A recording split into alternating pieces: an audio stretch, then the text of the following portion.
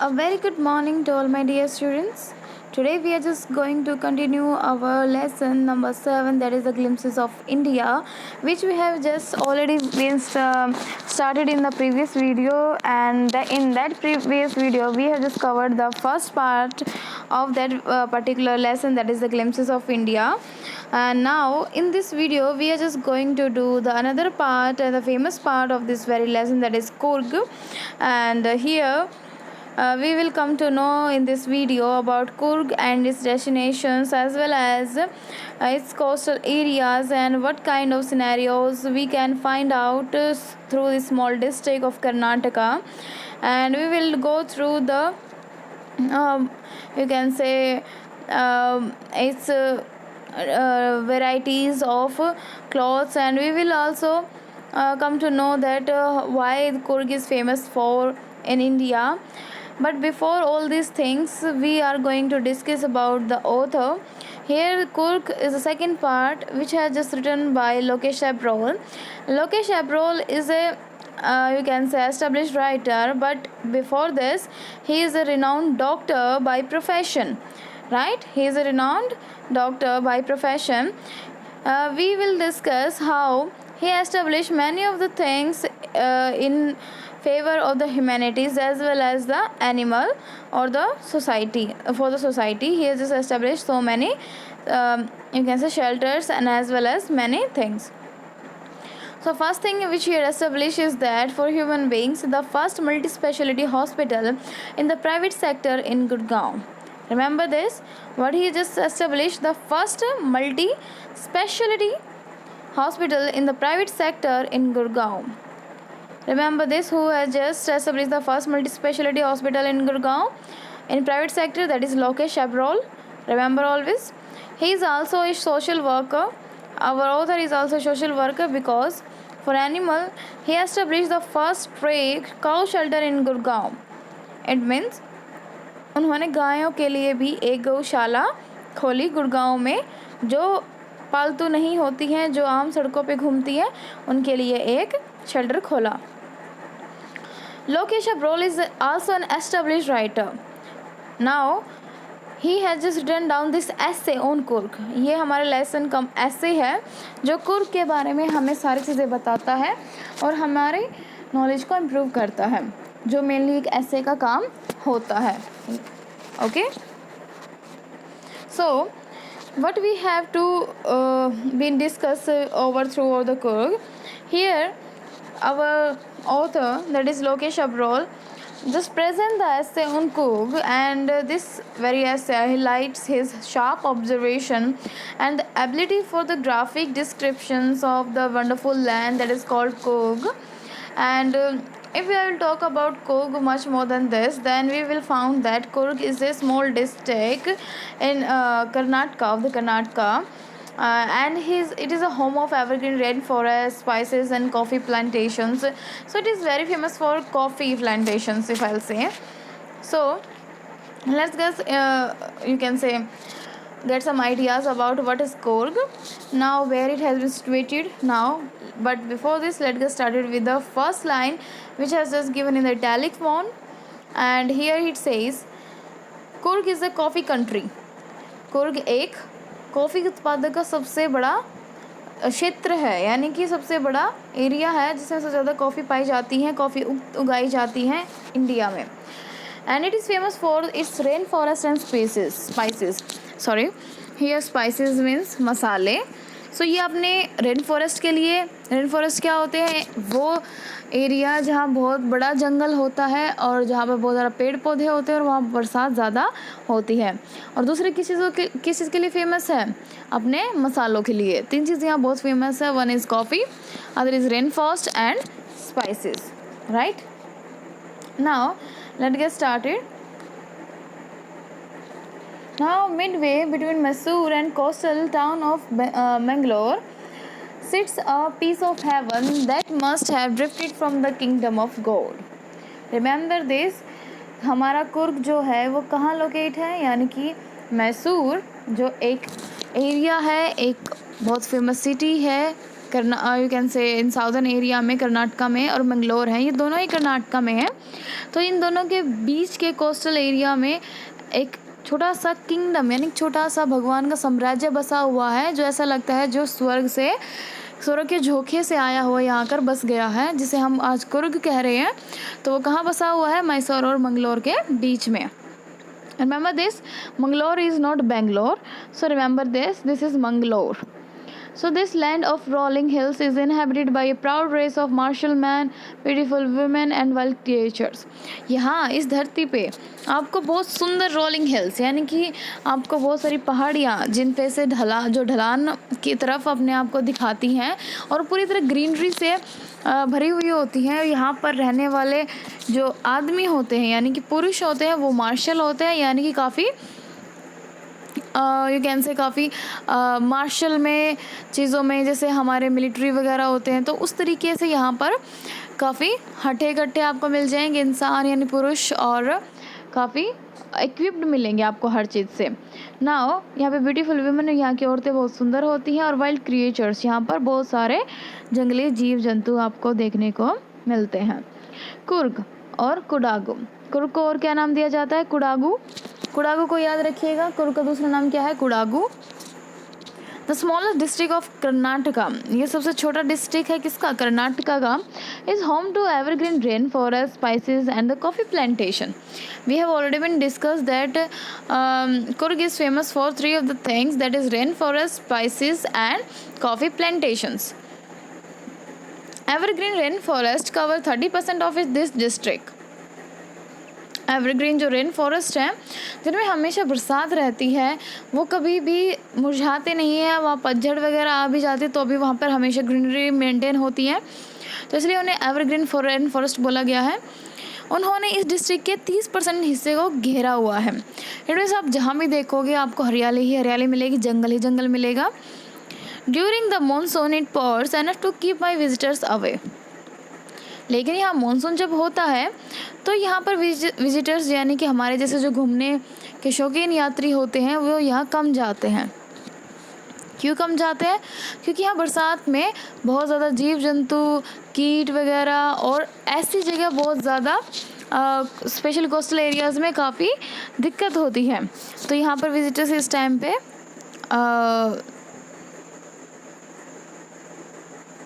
Visitors जो है वो नहीं आते।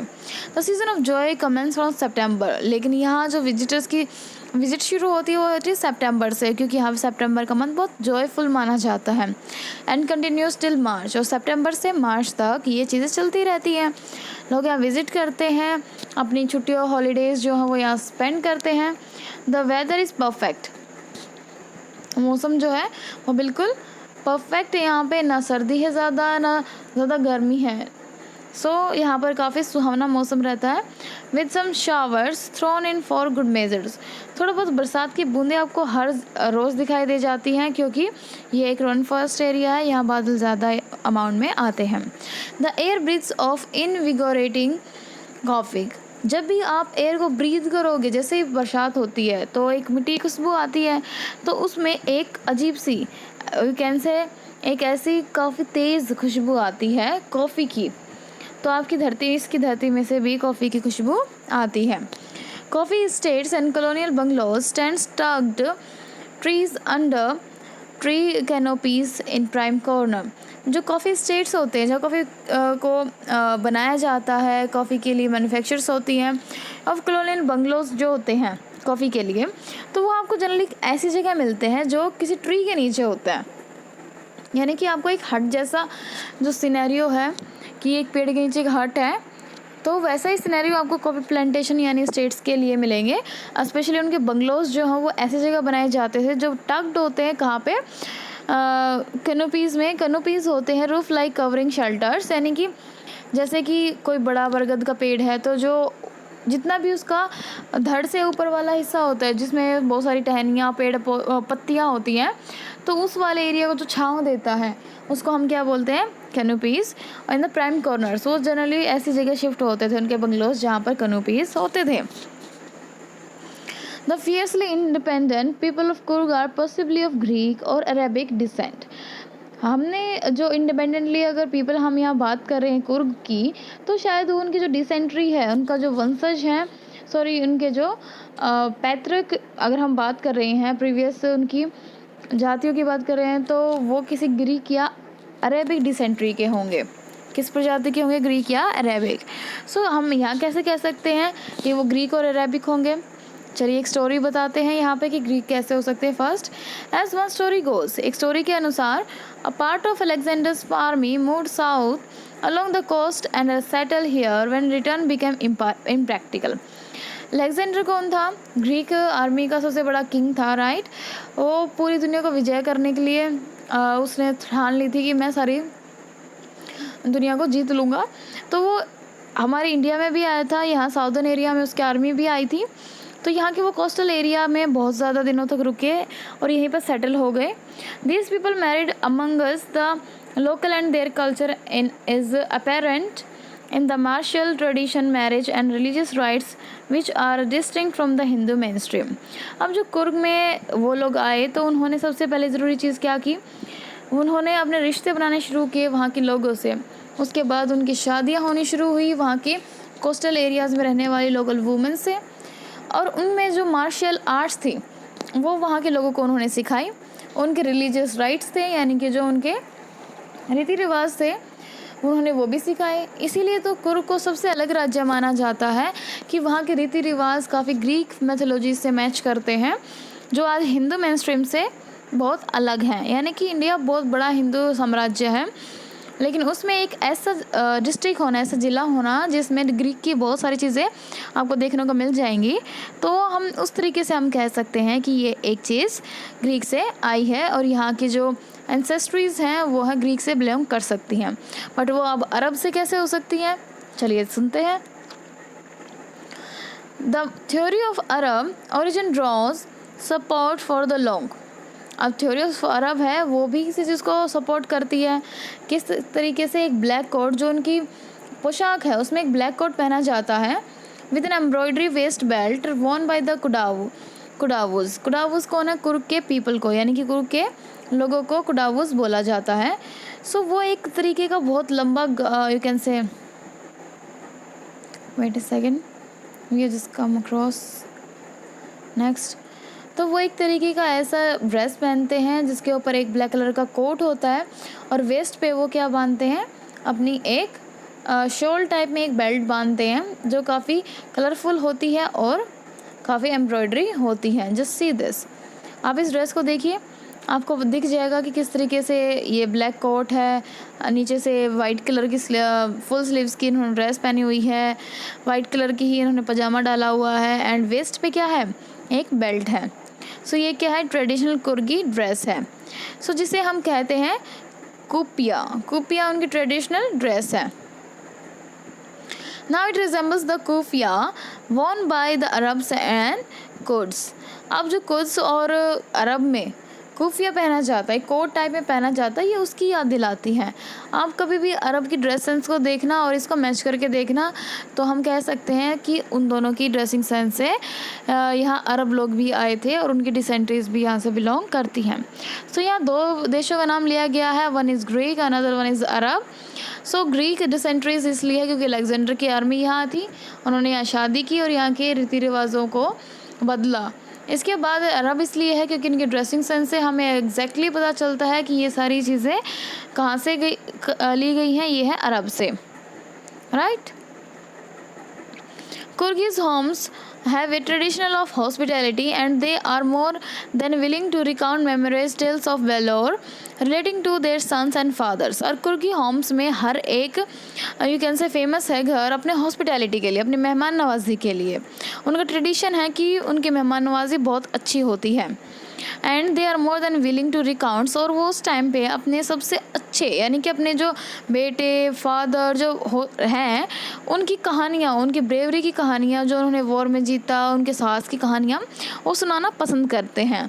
इट मीन जब भी आप कुर्ग जाओगे तो वहाँ के लोगों में ब्रेवरी आपको दिख जाएगी।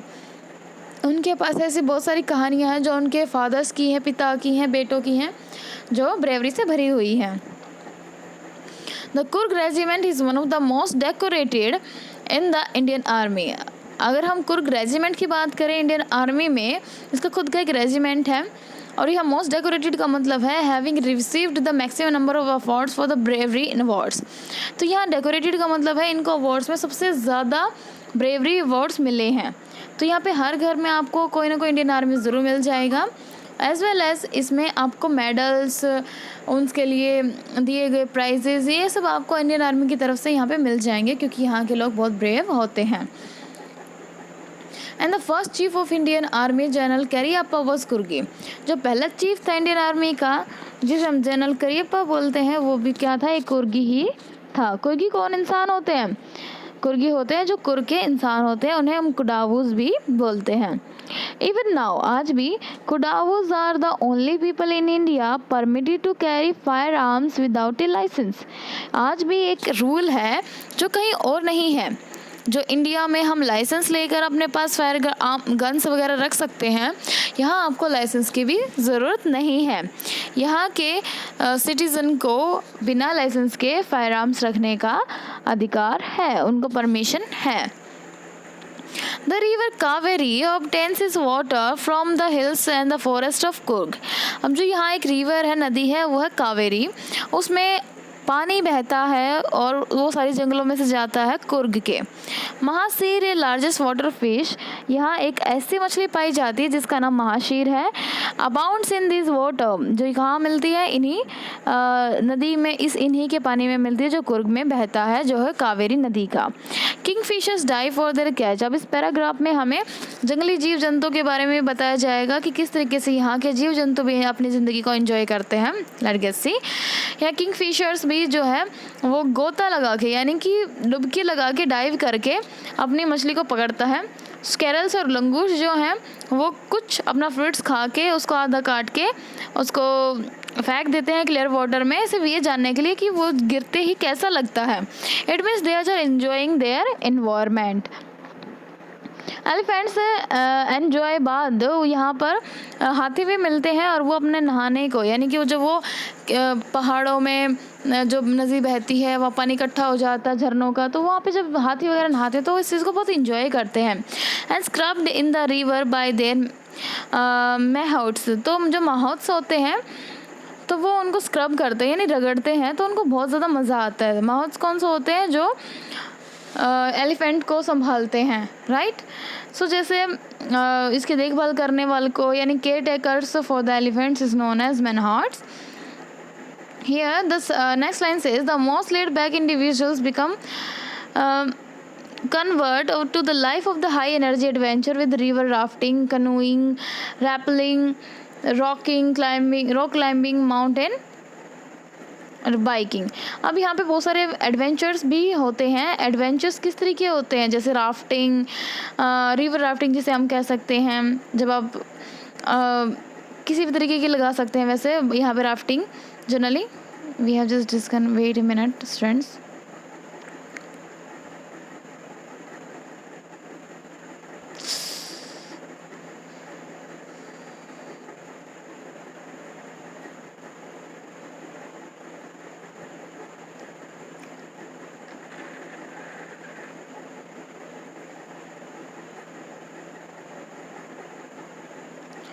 ना यहाँ पर आपको हाईली एनर्जेटिक जो एडवेंचर्स है रिवर राफ्टिंग का, वो करने को मिलता है। यहाँ आपको कनूइंग होता है नौका की, जैसे वैसे कनूइंग का मतलब, कनू का मतलब होता है एक छोटी सी नाव जिसमें आप 2 या 3 आदमी बैठ सकते हो, उसको एक साथ पुल करते हो। रैपलिंग होता है कि आप किसी रोप से चढ़ते हुए किसी भी चट्टान पे चढ़ते हो, उसे हम रैपलिंग बोलते हैं। और रॉक क्लाइंबिंग होता है जब आप किसी पहाड़ को चढ़ते हो। एंड माउंटेन हाइकिंग, जब आप जब आप माउंटेन्स पे स्लाइड करते हुए बाइक करते हो, यानी कि अपनी साइकिलिंग से चढ़कर जाते हैं और फिर वापस आते हैं। Numerous walking trades in this region are a favourite with trekkers. अब यहाँ का सबसे अच्छी सीन क्या है कि यहाँ पर ट्रैकिंग होती है कि वो पाथ जो लोगों ने चलकर क्रिएट किया है, तो वहाँ से ट्रेल्स में से लोग ट्रैक करते हैं, पैदल यात्रा करते हैं, जिनका फेवरेट काम यही होता है। Birds, bees and butterflies are there to give you company. अब यहाँ पे आपको अलग अलग तरीके की मतलब स्पीसीज मिलती हैं, बर्ड्स की, बीज की, बटरफ्लाइज, ये आपको हर जगह मिल जाएंगी, ये आपके साथ ही रहती है जब भी आप यहाँ पे एडवेंचर करते हो। मिसैकिस होते एक तरीके का बंदर होता है। मालाबार स्क्वेरल, ये आम स्क्वेरल से थोड़ी सी अलग होती है, थोड़ी ऑरेंजिश टाइप होती है। लंगूर आपको देखने को मिल जाएंगे। स्लेंडर्स आपको देखने को मिल जाएंगे। Keep a watchful eyes from the tree. Canopy वही चीज़ होती है जो ट्री का एक ह्यूज एरिया जो आपको शेडो देता है, वही वहाँ से वो ये सारी चीज़ें आपको वहाँ से देख रही होती हैं। एक्चुअली स्लेंडर लोरिस एक तरीके का छोटा सा जानवर होता है जिसकी आंखें बहुत बड़ी बड़ी होती है लेकिन शरीर धड़ बहुत छोटा होता है। सो जनरली ये एक टाइप ऑफ मंकी टाइप सा ही होता है, लेकिन जनरली आप इसको देख सकते हैं। I do however prefer to step aside for wild elephants. हाँ, मैं आपको ये कहूँगा कि आपको वहाँ से हट जाना चाहिए जहाँ पे भी आपको वाइल्ड एनिमल्स मिलते हैं, right. The climb to the Brahmagiri hills bring you into the panoramic views of entire misty landscape of Coorg। अब आप ब्रह्मगिरी हिल्स पे जाओगे, पहाड़ियों पे जाओगे, तो वहाँ पे आपको एक ऐसा व्यू मिलेगा जहाँ पर पेनोरमिक आपको लगेगा। पेनोरमिक का मतलब होता है एक ऐसा व्यू जो बहुत जहाँ कहीं आप ऐसी जगह पे खड़े हो, पेडेस्टल एरियाज़ पे खड़े हो, आपको वहाँ से पूरा वाइड लैंड दिख रही है, सारी जगह ग्रीन एरियाज़ दिख रहा है, तो आपको बहुत अच्छा व्यू वहाँ से दिखाई देगा लैंडस्केप का, कुर्ग का। अब walk across the rope bridge leads to the 64 acre island of Nisargad, you can say Nisargadhama. सो यहाँ पर निसारगढ़धामा जो है, इसमें इसको क्रॉस करने के लिए हमें एक 64 एकड़ का जो आइलैंड है जिसे हम कह सकते हैं, उसके लिए हमें एक रोप ब्रिज को क्रॉस करके जाना होता है। Running into the Buddhist monk from India's largest Tibet settlement and nearby Bylakuppe is a bonus. अगर यहाँ पे बालक-उपे नाम की जगह है, यहाँ पर एक तिब्बतियन मॉन्क यानी कि जो बुद्धिस्ट लोग होते हैं, बुद्ध की आराधना करते हैं, यहाँ पर आपको वो लोग मिलेंगे। अगर आप यहाँ पर इंडिया में आते हो, यहाँ इस कुर्ग में आते हो, तो यहाँ पे बालक-उपे में आपको यहाँ आना चाहिए जहाँ पर बहुत टेम्पल्स हैं और मॉन्क यहाँ पे आपको इंडिया के लार्जेस्ट उसमें मिल जाएंगे। तो ये आपके लिए एक बोनस होगा। क्यों बोनस होगा? क्योंकि यहाँ पर आपको अध्यात्म का भी ज्ञान होता है। द मॉन्क इन रेड और येलो रॉब्स, यहाँ पर आपको 3-4 कलर्स में उनके रॉब्स, इन कपड़ों के कलर यहाँ बताए गए हैं। रेड हो सकता है, थोड़ा ऑरेंजिश हो सकता है होकर, एंड येलो हो सकता है, तो उन कपड़ों में आपको मॉन्क्स मिल जाएंगे। Are almost among us many surprise the way to be discovered by the visitors. अब विजिटर्स को हमेशा जो इंडिया की सोल को और उसके हार्ट को देखना चाहते हैं, तो उन्हें कुर्ग में आकर इन लोगों से मिलना चाहिए, क्योंकि ये एक ऐसी चीज़ है जो उनको डिस्कवर करनी चाहिए for the spirituality as well as the adventure. So this is all about the Coorg and its destinations. I hope this has been clear to you now. Here we have some of the fact file given here in the blue box. Now fact file is here that first thing, how to reach there. How to reach means हम वहाँ कैसे पहुँच सकते हैं। Madikeri the district headquarters is the only gateway to Coorg. आपको कुर्ग में जाने के लिए सबसे पहले डिस्ट्रिक्ट हेडक्वार्टर जिसका नाम है मदिकरी, वहाँ से जाना होगा। द मिस्टी हिल्स, वहाँ पे आपको धुंध से भरी हुई हिल्स मिलेंगी। लशेस फॉरेस्ट यानी घने फॉरेस्ट मिलेंगे। कॉफ़ी प्लांटेशंस होगी। Will cast spell on you, वो आप पर एक तरीके का जादू कर देंगी। वहाँ जाकर आप इतने मंत्रमुग्ध हो जाओगे that you will not suppose to go back. Find a resort, coffee estate and stay in a home for a truly Coorgi experience.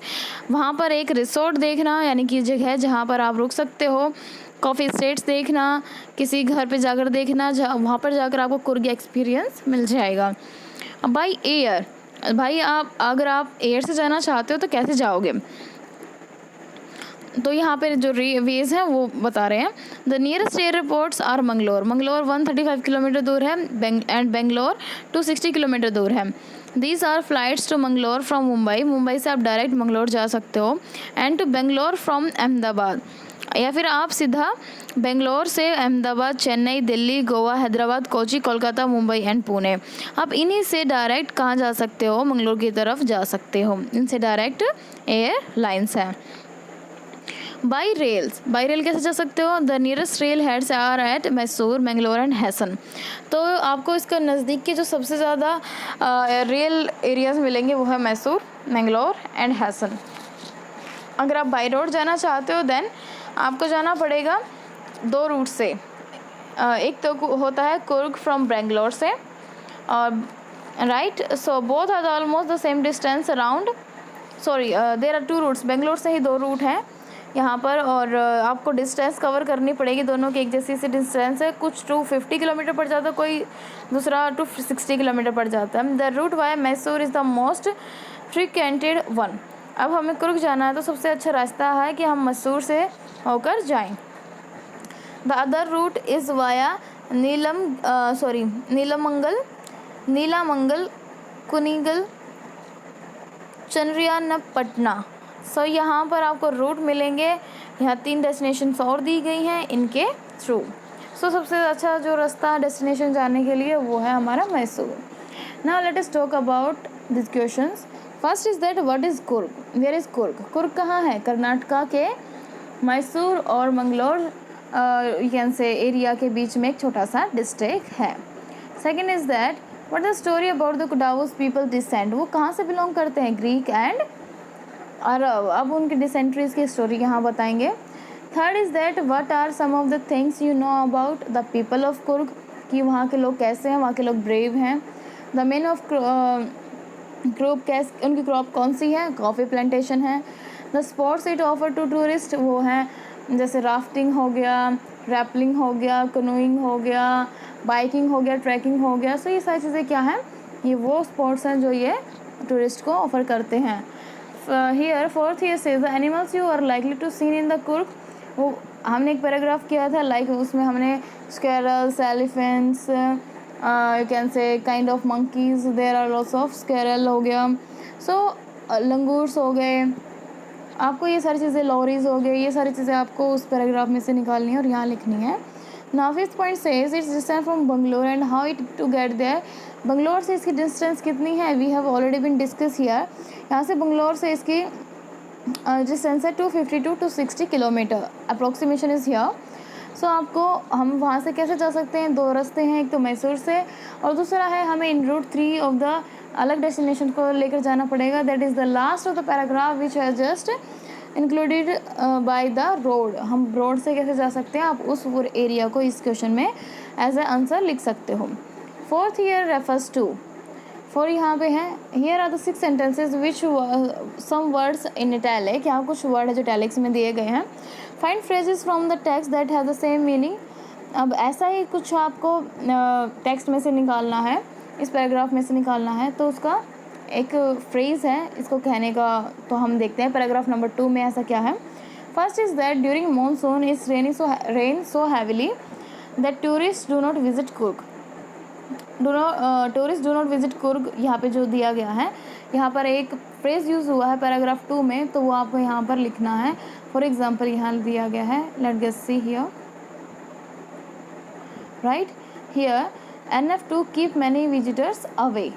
So this is the phrase which I just keep, you can keep this very phrase instead of this very idyllic sentence here given in this very line.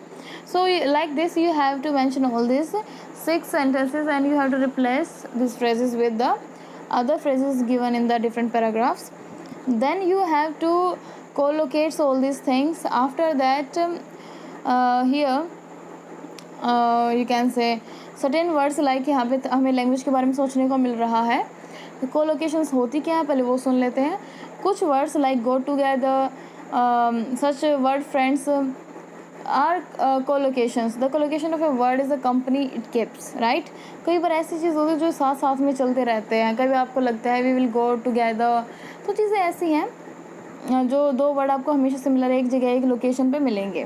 For example look at the pair sentence and phrase below which is the common collocation and which one is odd, strike out the odd sentences in the phrases. आपको इसमें से जो you can से एक अलग sentence और sentence होगा या फ्रेज होगा जो कोलोकेशन का एग्जाम्पल नहीं होगा, तो आपको वो अलग निकालना है। फॉर एग्जाम्पल यहाँ पे दिया हुआ A, how old are you, second point ये दिया how young are you, B दिया हुआ a pleasant person and the pleasant pillow.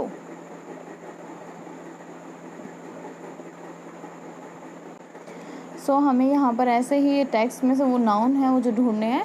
Now यहाँ से हम डायरेक्ट यू कैन से हम इसी क्वेश्चंस के अंदर यही बात करने वाले हैं कि यहाँ कुछ नाउन्स हैं from the text like culture, monk, surprise, experience, weather, tradition. इनके साथ ऐसी क्या चीज़ है जो कोलोकेट हो सकती है। सो ये एग्जाम्पल जो दिए हुए थे लाइक ए एंड बी, सो हमें उन्हीं की तरह इनमें भी चीज़ें जोड़नी है एज पर द नाउन।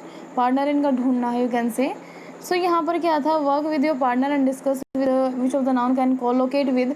तो जैसे इनके साथ बहुत सारे हमने ऊपर पढ़ चुके हैं नाउन इनके साथ आता है, तो वैसे ही इनके साथ भी एक नाउन कोलोकेट करना है विच of the adjectives given below. यहाँ कुछ एडजेक्टिव्स हैं जो यू कैन से दिए गए हैं, तो उनके साथ हमें इनको बनाना है। यानी हमारे जो नाउन है वो है culture, monk, surprise, experiences, weather and tradition. And adjectives क्या है यहाँ, unique, terrible, unforgettable, serious, ancient, wide and sudden. तो जैसे कल्चर के लिए बारे में बोला है, unique culture, ancient culture, like. तो हम मॉन्ग्स के बारे में बोल सकते हैं, सीरियस मॉन्ग हम यहाँ बोल सकते हैं, right.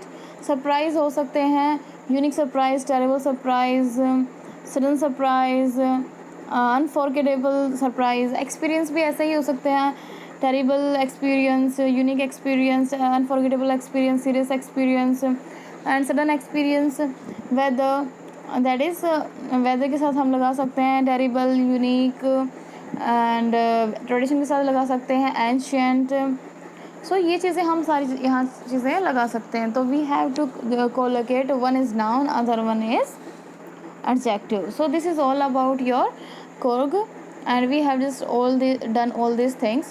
As the last part here says, the complete the following phrases from the text. From each phrases can you find the last one word. आपको ये phrases दिए हुए हैं, इनको पूरा करना है आपको ढूंढ कर अपने phrases में से, पैराग्राफ में से, out of your reading your text by the explanation which I just given.